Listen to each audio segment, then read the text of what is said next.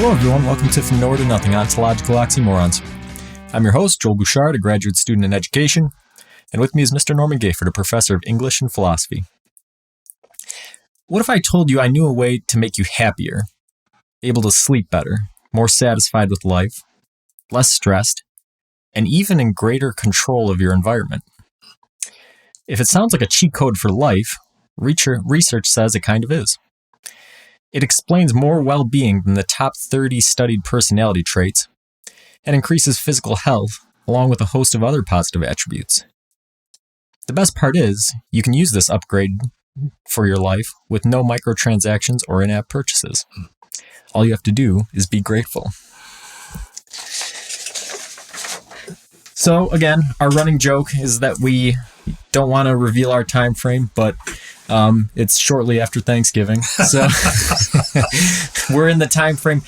And especially, the year we're in has been very tough. And now the season that you're in is based around gratitude and thankfulness and some of these things. And so, it's not hard to imagine that there might be people that are kind of struggling right now about, okay, well, I'm supposed to be feeling grateful or thankful, but really I've had this extremely hard time, that sort of thing. So, the topic is going to be kind of interesting in the way we approach it. And I bet there's even some people wondering out there, even if it was a good year, how are you going to fill up an hour podcast talking about gratefulness, right? And is gratefulness even a topic of philosophical thought, And, well, we're here to kind of prove that anything is a topic of philosophical thought. So it's more a way you approach a topic than what the topic itself is. Yeah. So let's jump right into it. What is gratitude? From a philosophical view, gratitude is debated. There's gratitude theory. There has been an increasing amount of academic, authentic work and thinking going on in this, especially in the 21st century. As you mentioned, because of some of the physical benefits that it seems to have, or psychological benefits. But what it seems to be, from the philosophical viewpoint, is considering the relationship between two entities. Give them whatever letter you want to give them. Gratefulness is feeling a necessity of, or some kind of obligation toward another entity because of the beneficent act or benevolent approach actively that other entity has taken toward you. And there's a lot of debate about that. We'll get into that. But essentially, it's an active rather than passive. We talked about emotions, right? Is gratefulness an emotion? There's a nice side question. Right. It's an active state rather than a passive one. Yeah, and so, right off the bat, like I said in the intro, I can imagine people thinking, oh, gratitude and philosophy, well, what is this? But it's right away, it's super interesting because gratitude is a big topic of thought in philosophy, but it was not really considered in psychology or mainstream science until the 21st century. We're looking at less than 20 years of real research into it. So that's kind of a strange, that's not normal for any course of study. Normally, if something became a big topic of thought and philosophy, the next step in human study is for science to sort of, take the baton and start empirically looking at it. Yes. And that didn't happen with gratitude until very recently. Interesting, isn't it? It really, yeah. And you know what?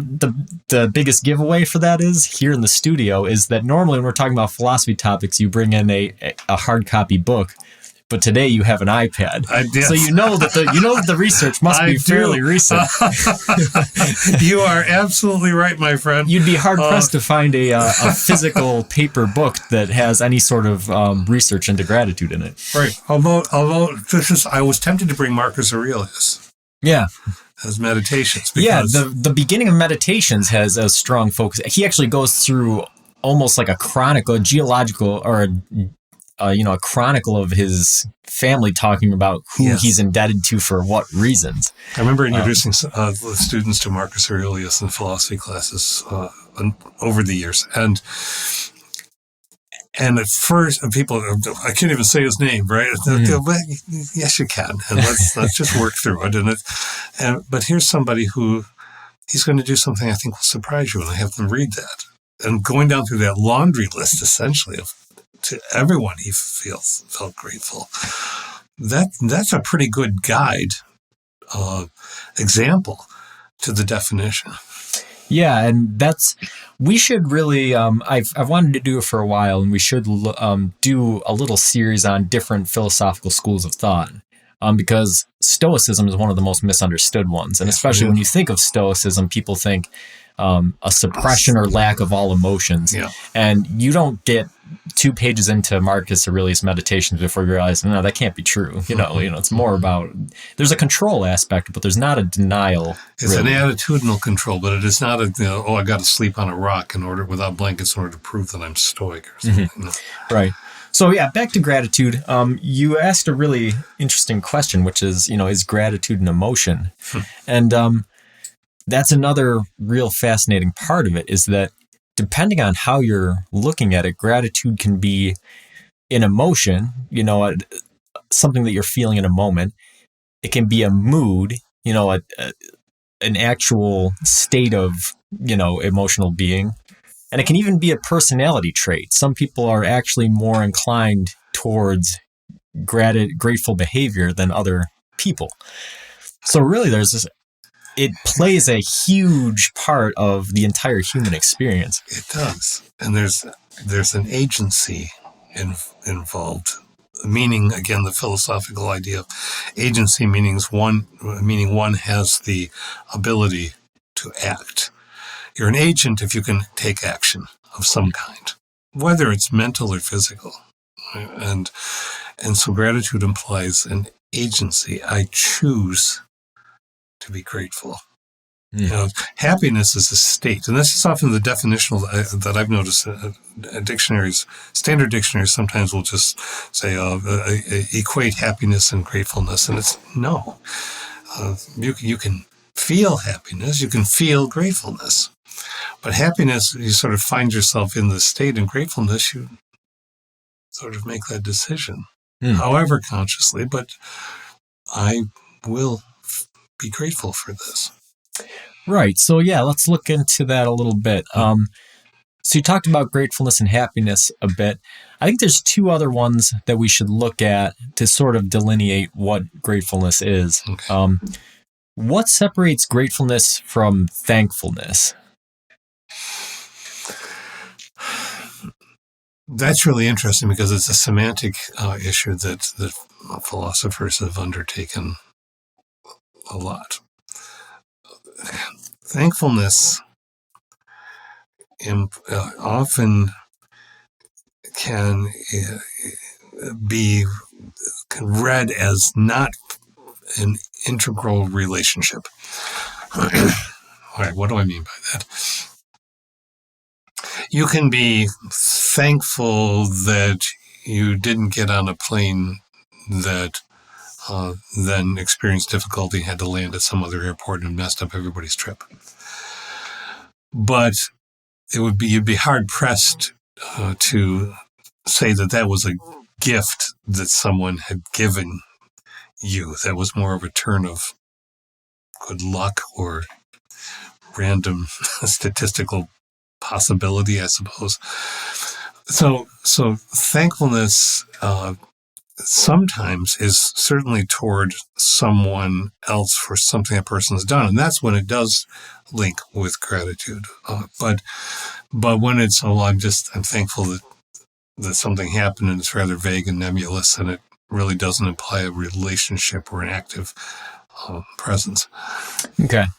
So gratefulness requires a benefactor of sorts, whereas thankfulness can overlap with that, but you can also be thankful for some cause or action that doesn't have a person on the other end causing that. And I think gratitude probably is read with more gravitas, with deeper emotional resonance than so if somebody holds the door open for me, I'm probably more likely to be thankful than grateful. Whereas if somebody pushes me out of the way of an oncoming car, I'm probably going to be more grateful than thankfulness seems to have sort of an air of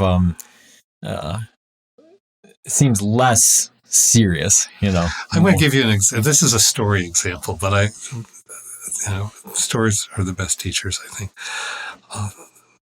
Years ago, I had a young friend. He's 20 years my senior, which means now he'd be entering early middle age. And he was the husband of a colleague who was my age.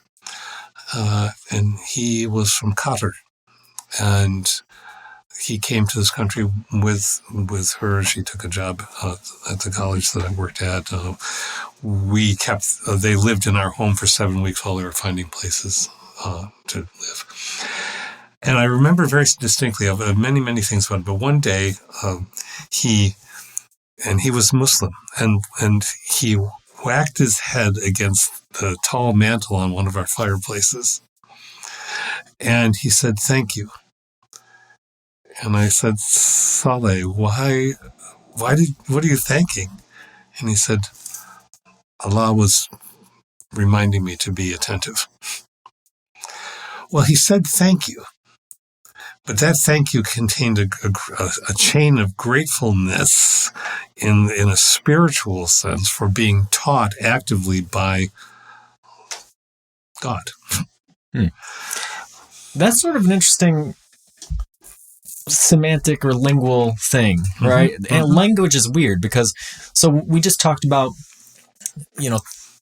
how gratefulness has to have a benefactor, but thankfulness can be more nebulous. But if you look at the English language, there's a word, thank you, but there's really not a phrase for gratefulness that directly addresses a benefactor. Exactly. Yeah. That's sort of a strange, I wonder why that developed that way. It is interesting. I certainly can't answer that. We could speculate wildly, but I think the linchpin is the activeness to say thank you, not out of rote, been trained to since you were little, but because you actually mean it. And I think that's the orality of it, the linguistic orality of it, so that, I think we've mentioned this before because it happens to everyone. You walk by somebody and say, "How are you doing?" You don't expect an answer. You don't really want an answer. You just said it because somehow it's social grease. But if you really say to someone, "How are you doing?" and you stop and you give them eye contact, now you're actively engaged. And I think there's the difference. Mm-hmm. The word thankful, thank you, the phrase can be a linchpin between the passive and the active. Right.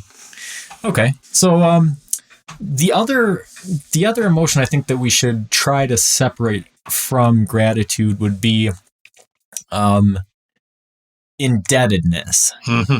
So in the definition you gave at the beginning of the show, you said, okay, well, gratitude is generally, if you have two entities, one has, feels an obligation to the other one for something that's been done, roughly, was a paraphrase. But so it's pretty easy to, if you put it in just kind of generic terms like that, to see, well, I could interpret that in a negative way, that exact scenario. So what separates the kind of the more negative scenario from the more positive scenario? Well, there is debate about that. If one reads about, again, we'll point to a source that is wonderful for everybody to look at. It's accessible to everyone. It's free. It's the Stanford Encyclopedia of Philosophy. You just put in Stanford, Stanford, Encyclopedia and philosophy, and you'll get there. And there's a really lovely section on great gratitude there. But even that section, let alone the other sources, will indicate that there's a debate of a variety of kinds. The Kantians, so-called, I think, would say that just because someone does not undertake a negative act against you doesn't require gratitude in the same way that someone who let's take an example. I think we need to work with examples. If someone stops along the road and helps you change a tire, I think you feel gratitude for that, especially if you're unable to do it yourself. You don't have to feel gratitude. There's no enforcement. There's nothing, but I think it's there. But if someone drives by and let's say you just do a superficial glance and you say, oh, well, that truck looked a little iffy. I'm glad they didn't stop. That leads you to make negative judgments. I'm glad they didn't stop is not gratefulness to anything. Some philosophical positions would be that gratitude involves a supererogatory event. In other words, going above and beyond. But obligation doesn't mean now I owe you. It's not like one of those marvelous warrior movies where I saved you and therefore you have to serve me the rest of your days or something like that. It just implies, because we are obligation-based species. Mm. Gifting is about, and I think we've talked about it certainly somebody gives you a gift, the first thing you think of is, oh, now I've got to give you something, right? Right. And well, a gift is just a gift. And yet we find obligations. So I don't think the obligation should be overemphasized. Right. And we're going to get into this a bit more in the speculative section. And I think that's where some of our conversation gets real interesting. So we'll put that aside for now, and we'll pick it up on the back end. Let's look at some of the formative aspects of it. So, do you think gratefulness is evolutionarily advantageous? Yes. Yes.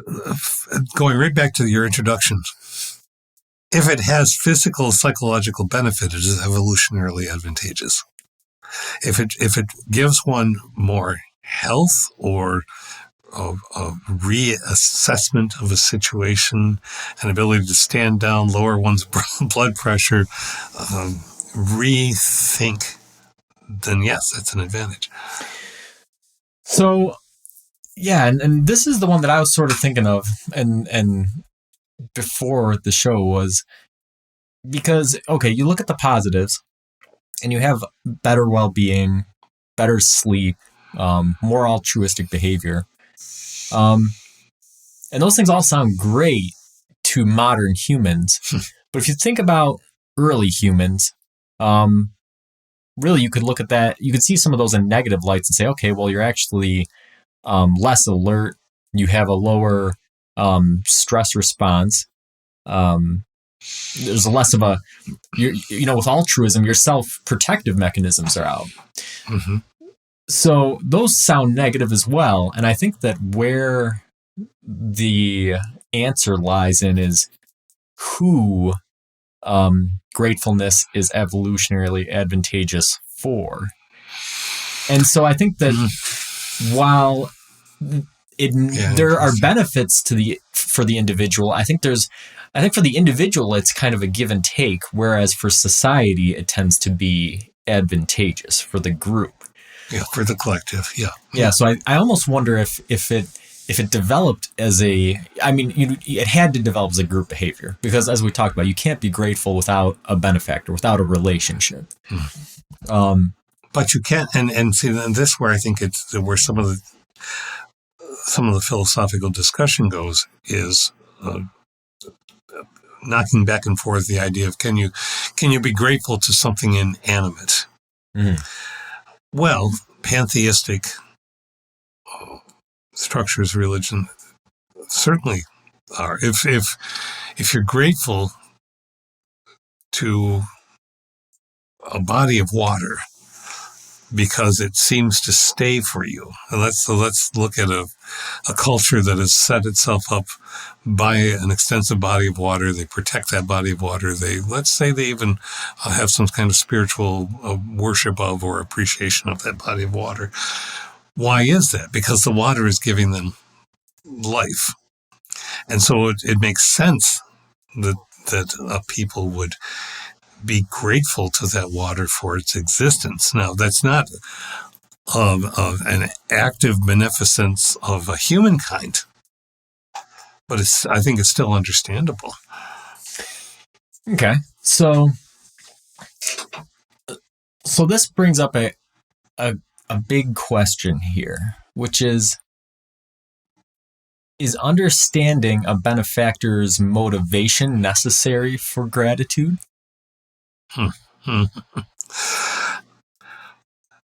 Interesting question, Joel. Do you think, are you thinking short term or long term, or does it matter? I'm not sure if it matters. So we can think of, I'll give you two examples, right? Let's say on the human front, I can't afford to, I've had a difficult time. I can't afford to pay a bill. Okay. Somebody steps in and gives me money for the bill. Mm-hmm. In one scenario, this person says, "Hey, listen, here's the money, I don't want to hear anything more about it. There you go." In another scenario, maybe somebody doesn't say that you have to pay them back, but they say, "Remember this," or, "Hey, in the future, you'll owe me one." Something nebulous like this, right? Yeah. So there you have a difference in benefactor motivation, right? Yeah. Do you think that the attitude of gratefulness, how does gratefulness interact in those two scenarios?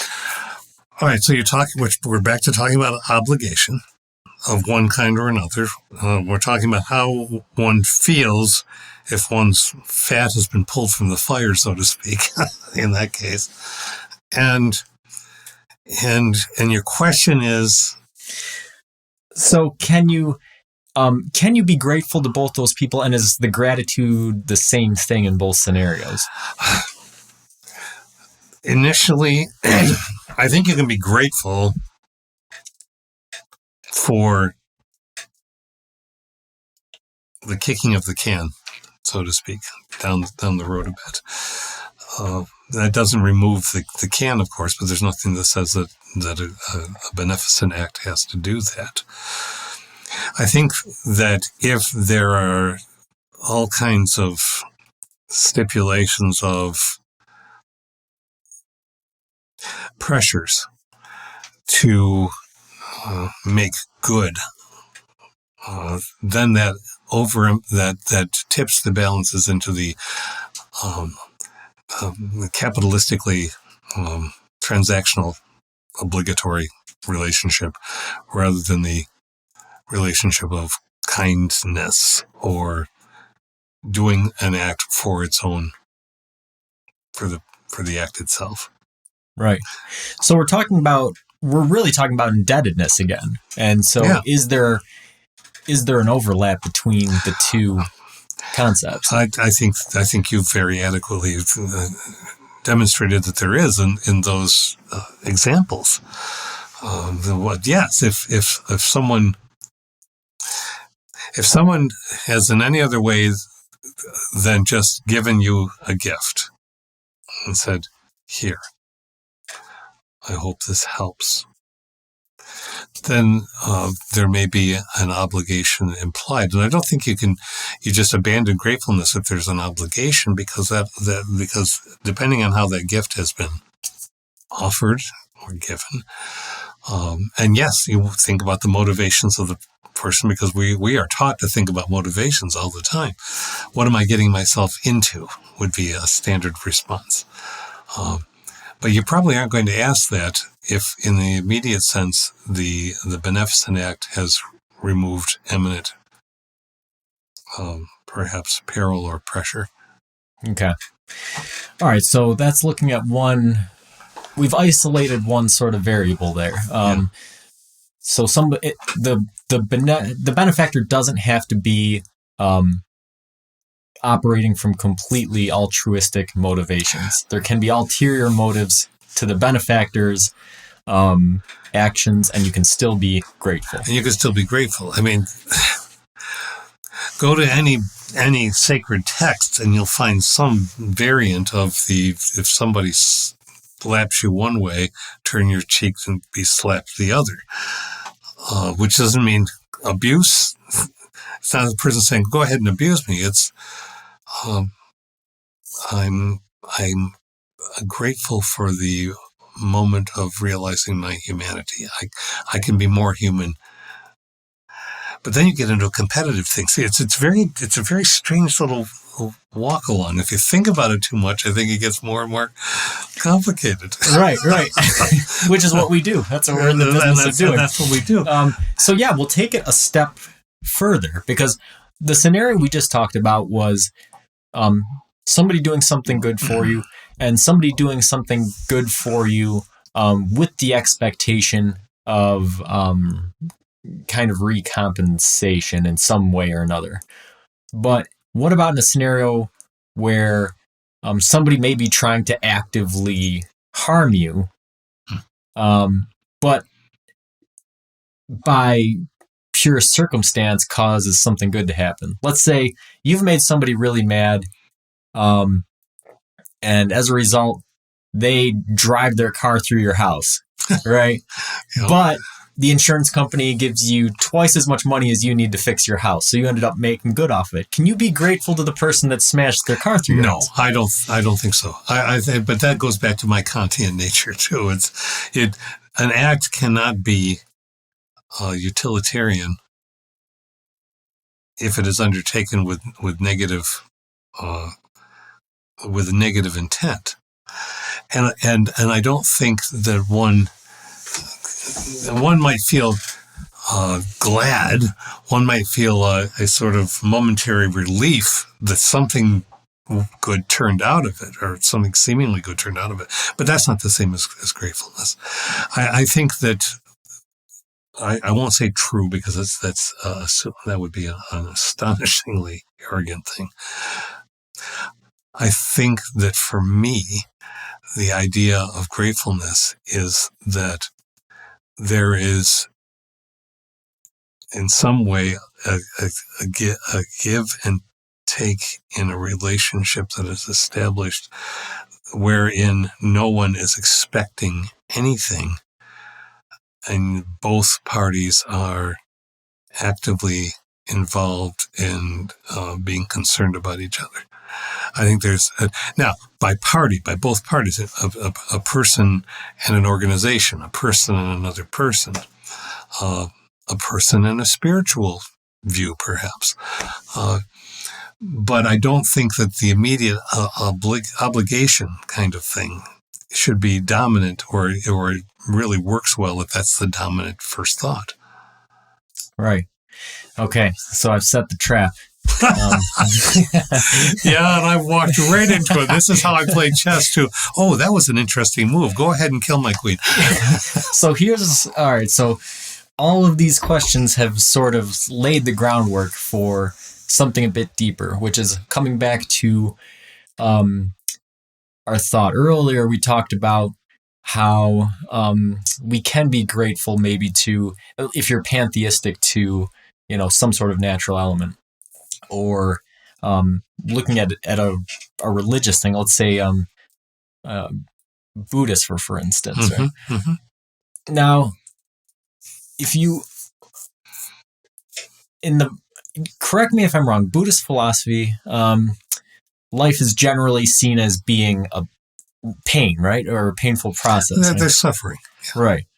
So, would you say that that you can be grateful under that paradigm? Under a paradigm of suffering, right? Based off of what we've just talked about. I'm going to be maddening and say, of course. Okay. So now you're going to want an example. Am I right? Yes. Am I going further into the trap? So let's be very Socratic. We always are, really. So, all right. We're in 2020. Let's just not even play our joke anymore, right? And all the jokes that have been made about 2020, even as we close in on the last month of it, has been a year, as you said to be earlier, of incredible suffering and loss of so many kinds for so many people around the planet. And yet, I think gratefulness is involved in not trying so desperately to find something, the silver lining thing. I don't think it's that. I think it's that if you have a moment when you say thank you, and unlike my friend Salve, you don't even know who you're saying it to.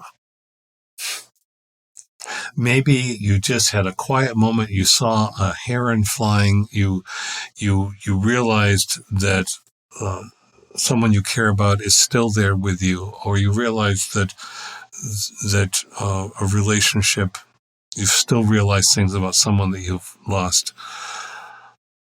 But a thank you. It doesn't have to be a thank you. It doesn't have to be a theological thing. It doesn't have to be a deistic thing. It doesn't have to be any kind of religious thing. To say thank you means you are feeling grateful, and you don't even have to know to whom or for what or why. Really, because that's a purity of acknowledging something that feels beneficent, but you don't have to have proof that there's even a beneficence there. Ha! Yeah. Got out of the trap. No. Yeah, I mean, I think what's happening now is we've looked at the epistemological issues, the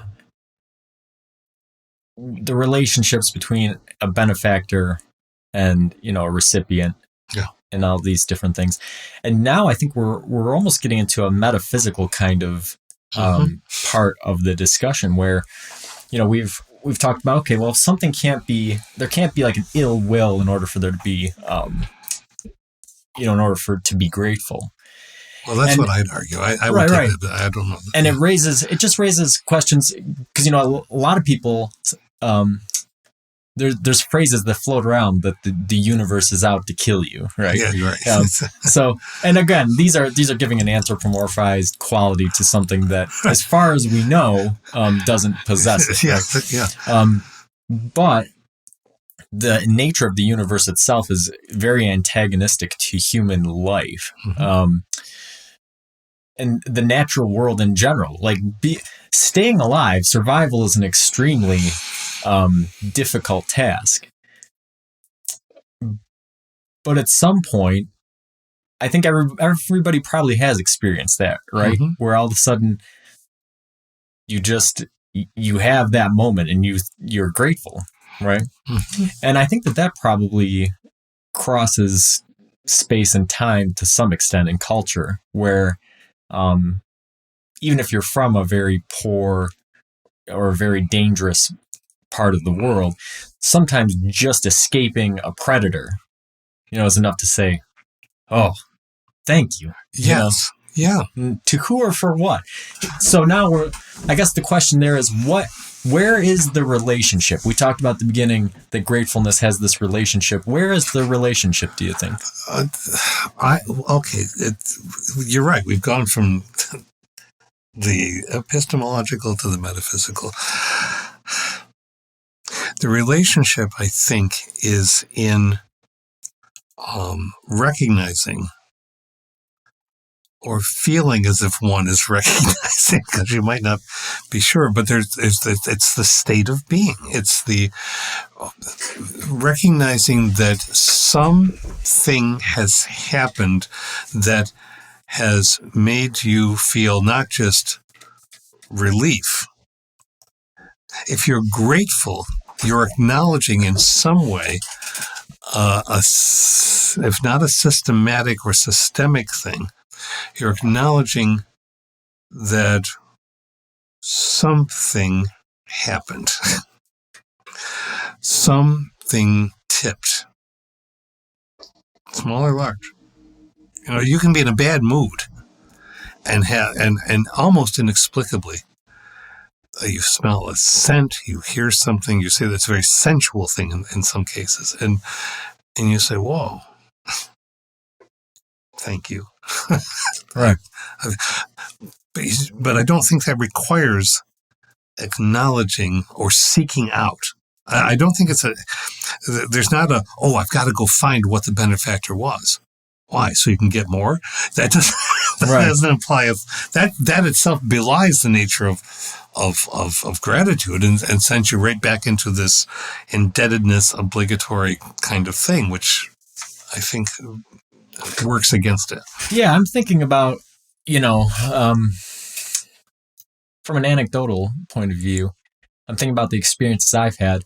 And I think that if I were searching, not for a benefactor, but for why I'm feeling grateful in some of those moments, I could probably link it back to time as a scarce resource, right? Mm-hmm. So I feel like, and, I think that's something that seems like it would cross time, space, and culture, right? If you escape a predator, or if you have some kind of lucky windfall, or if you're just sitting there and you realize, hey, I'm healthy, or I have this smell or this sight or this thing. The root thought that it's coming from is, hey, I'm alive. I'm alive. I'm grateful that I'm still here. And more. And I think packed into what you just described so well, there's something else. And this is all I can speak is in how I think of gratefulness. I can talk about the academic sides as we have been, but if you take time, if you want to take time as a resource, a commodity, a thing, and someone is receiving your time because you've just decided that you want to give it, and that in the giving of it, or you find that in the giving of it, maybe the giving comes back because of the time that has been giving back.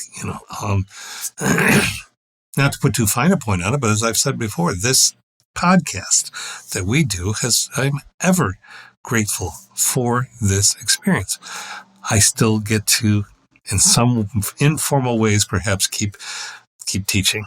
I get to know you more as my former student. I get to interact with you and your wife and have a friendship that way. There's so many things just in this act, in this process that I'm grateful for. And it's not, but I don't have this thing going in my head. And how much electricity is Joel? And maybe he would want me to pay for some of his electricity bill because of what he's expending on the computer. And should we, and ought we, and all of. I think those things naturally arise, and if they are if they are intended to arise by someone in the relationship. But I think the gratitude is in the. This is where it connects with when we've talked about creativity. The gratitude is in the totally engaged moment. It doesn't necessarily mean you create anything. But it is, in a sense, I think it is a creative thing because you are creating or recognizing that you are in a process with someone else, of creating a joy, an awareness of life, whatever it happens to be. Yeah. So, man, that's. We've really gotten pretty deep into it at this point. Do you think that we'd have those same moments of gratitude if we were immortal? If time time and death cease to be an issue, do you think that those quiet kind of moments of, hey man, I'm just thankful I'm here, do you think that those would still exist? That's a really interesting question. Because any of us who read science fiction, fantasy, engage in spiritual practice, or watch movies, we get this all the time, right? We bump into this theme all the time because we're fascinated with immortality as a species. So I don't know. I'm going to mention, this is not a product support, okay, but there's a TV show called Lucifer that I really enjoy. And they go places that I think are really interesting and thought-provoking. So in one part of the show that you encounter Cain, the first murderer, right, who is immortal. He has the mark on him. He's still alive. But he doesn't want to be alive anymore. Because he says he's done everything, he's seen everything, he's learned every language, he's read every book, and so on. And so I think that fictional approach would say that it's tedious after a while. So yeah, I think with endless time and endless resources, then there might not be that. And so, all right. And now we're going to bend all the way back around to look at the back of our own heads a little bit. So, with that being the case, you talked about it with your character, right? So it's Cain. Yeah. And for anybody who's not familiar with the story, Cain is the son of the first people, Adam and Eve, and he killed his brother Abel. And after he killed his brother Abel, God put the mark on Cain so that nobody could kill him, right? So right there in that, one of the first stories told in the Christian religion, right? You could automatically see people having two views of that. You could see somebody saying, wow, he's really lucky. You know, can you imagine that? Like, you killed your brother, whatever people are on earth, your mom, your dad, your other brothers and sisters, whoever, would probably really like to kill you, and God essentially saved you from that. So if that were me, I would be grateful, right? Or you could look at it and say, okay, he's done this terrible thing. He's been outcast, ostracized. The world's a very small place at that time. This guy has nothing to live for. And essentially, God has just ensured that he's not getting out of it. Now he has to live with what he's done for the rest of his life. And that's almost it. Then you're looking at it as a punishment. So that brings us to the question, is gratitude purely subjective? Or could we have objective measures of gratitude? Could we actually create scenarios or suggest situations under which we could say gratitude would be present in this situation? Yeah, well, I Socratically, yes, I think of course you could, because you're going to keep testing the idea of gratitude. But what you're saying is, can we be grateful for a punishment? Yeah. I mean, maybe that's not what you're saying, but basically, is it purely subjective? I mean, we know that it is subjective to some extent. Different people will be grateful under different circumstances. Yes. But is it purely subjective?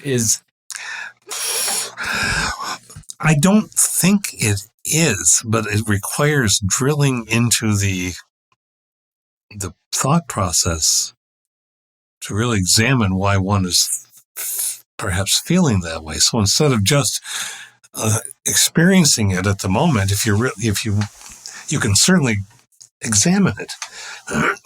Excuse me. So the subjective part would be to say, well, my gratitude is not your gratitude, is not somebody else's gratitude, which is painfully relativistic. Because gratitude, if we take it as a state of being, it's physiologically measurable in some way, then it is a commonality. If it weren't a common experience, we couldn't even really talk about it.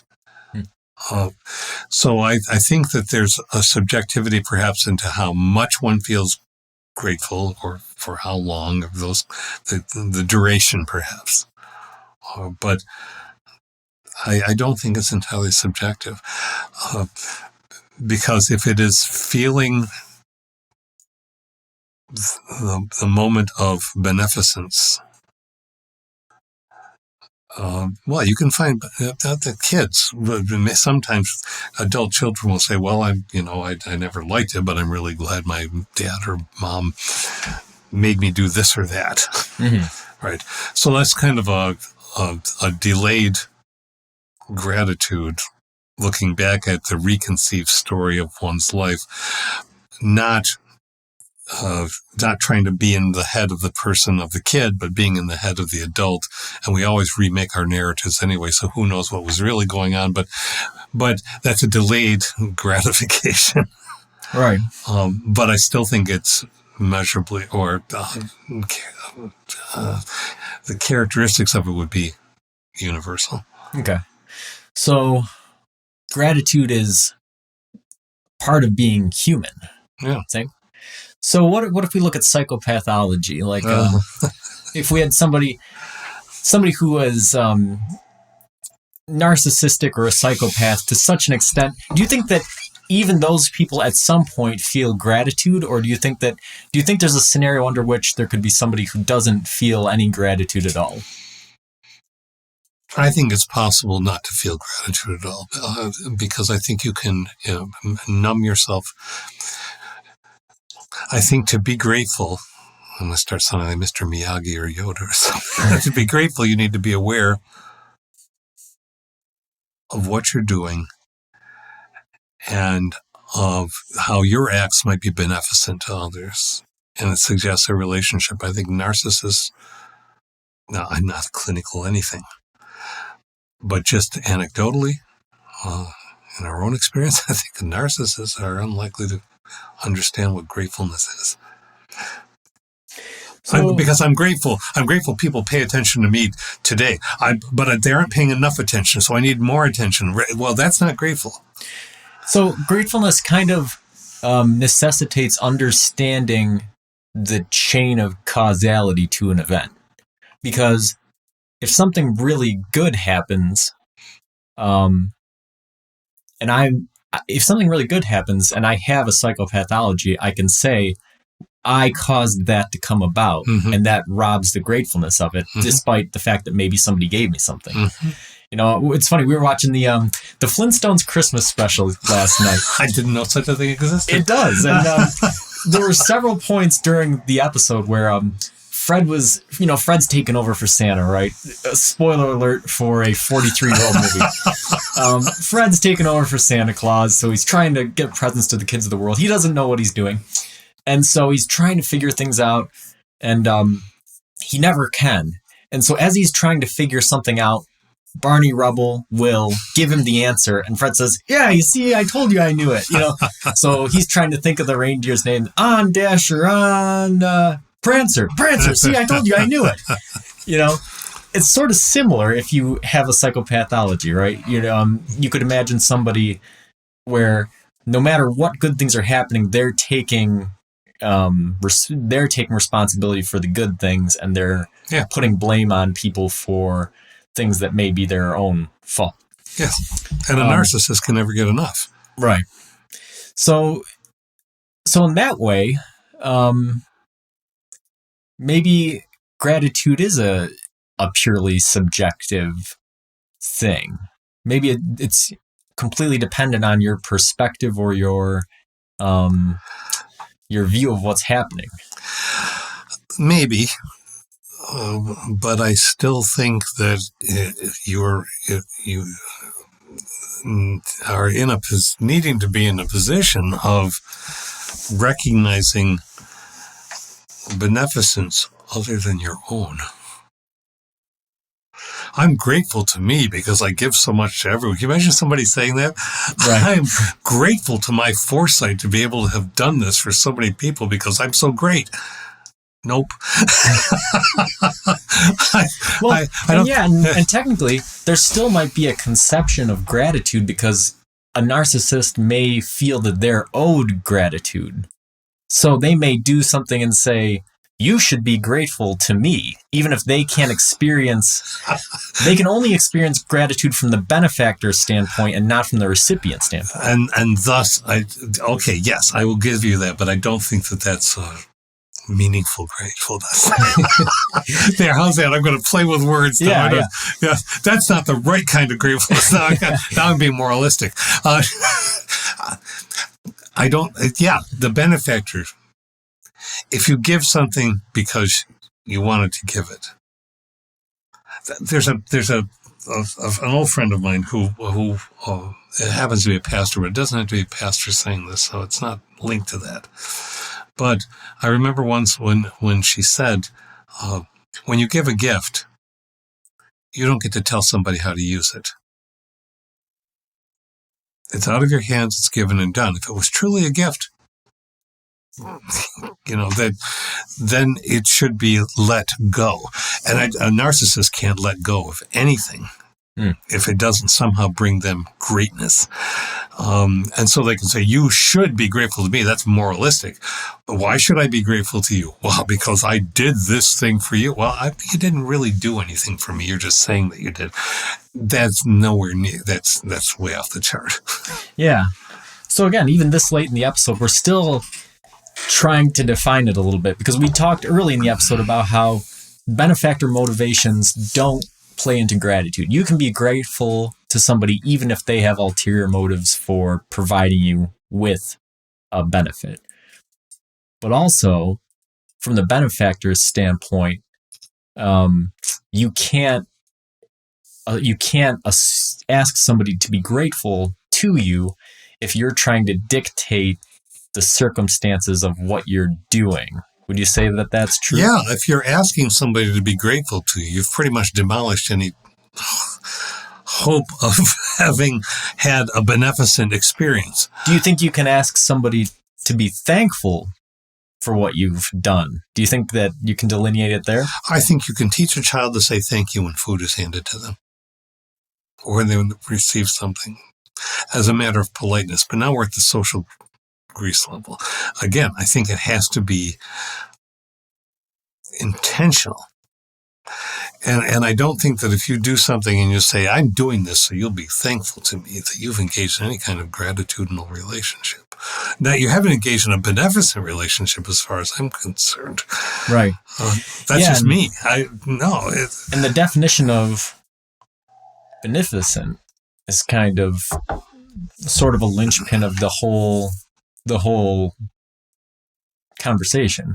What constitutes being beneficent? Okay, that's why I brought my cell phone. I think, I always go to the dictionary. The hard copy dictionary, online dictionaries. I read dictionaries a lot. And most of the time I get really mad at the first definition. Yes, you have to. I think this is why I've always said to my students, go to one look if you're going online, because you get 25 or 30 definitions. Right. And so, usually the first one is perhaps the simplest one, and the simplest one is not always the best one. Occam's razor doesn't always apply. Mm-hmm. So I'm just quickly bringing this up, and let's do a quick. All right, beneficence, an act of philanthropy, a magnanimous act. What does magnanimous mean?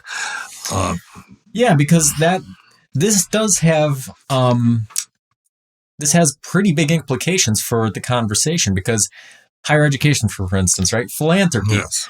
A donor can donate millions of dollars, but they'll donate it with the stipulation that you build a library with my name on it. So is that beneficence? Can the university be grateful? Well, and You the know, university this is- undertakes to be grateful because they benefited from it. So there's a thank you, and there's sometimes a plaque, and there's a little clappy speech, and we're so happy. And I think there's your survival. The institution has been given a chance to survive a little longer, or perhaps to beat the competition. Or so I'm sure an institution. If companies are people, and that's what the Supreme Court established way too long ago, then institutions are too. Well, if institutions are people, then I suppose institutions, I don't buy it for a moment, but I suppose institutions can feel, they can't feel. The institutions can be said to feel a collective gratitude. You saved our skins. You made it possible for us to do better than some other place down the road.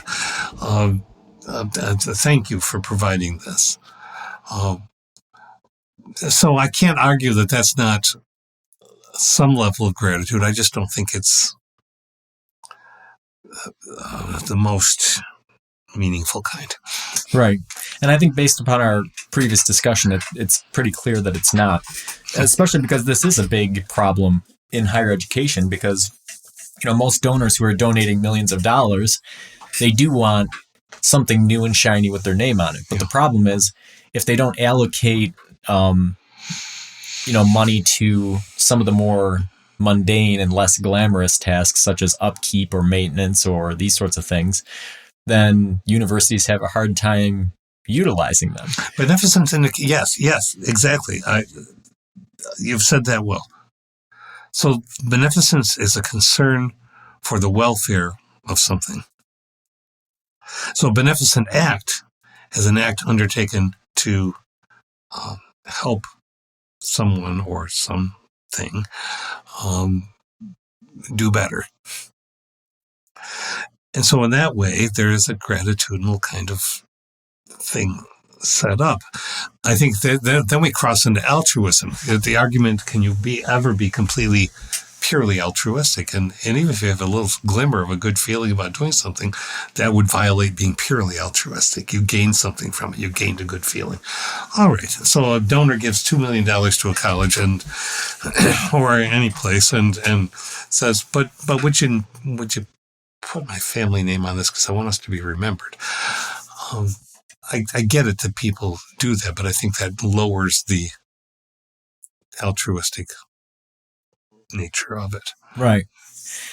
So let's recap, right? So what we've decided so far is that gratitude cuts across the human experience, even if certain people only tend to experience it from a benefactor's viewpoint. Yep. There is some conception of it across humanity. Although a benefactor is generally involved, it's more of a relational concept that can even connect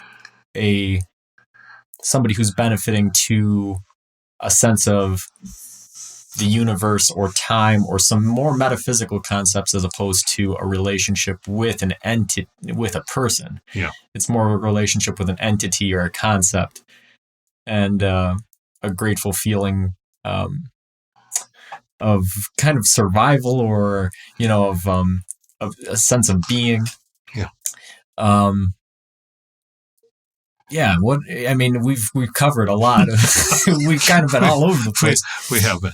So, and I knew that's the way this episode would go. It seems like gratefulness, it seems sort of like a mundane topic, but really anything, when you start digging into it at some of these, and you start incorporating all the different arms of philosophical thought, what you realize is, man, this one thing that I took for granted, I'm very grateful that it's a bit more complex than you'd think, So, all right. Yeah, it's been a good talk. Until next time, keep pondering.